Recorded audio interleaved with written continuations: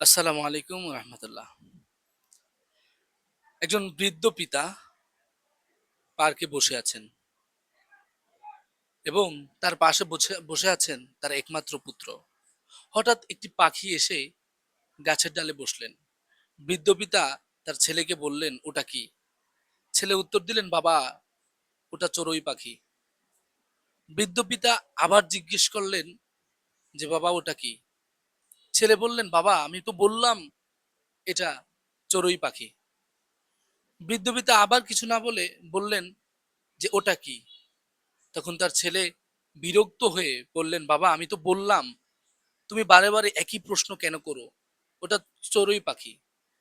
তখন বৃদ্ধ পিতা চুপ করে চলে গেলেন বাসায়। বাসায় গিয়ে তার ৮ বছর আগে একটি ডায়েরি ছিল, যেখানে লেখা ছিল, আমার ৩ বছরের ছোট্ট ছেলেটি পার্কে বসে আমাকে একই প্রশ্ন করেছিলেন ৪ বার। তখন আমি, বাবা, হাসি মুখে তার উত্তরগুলো দিয়েছিলে, তার প্রতি কোনো বিরক্ত হয়নি।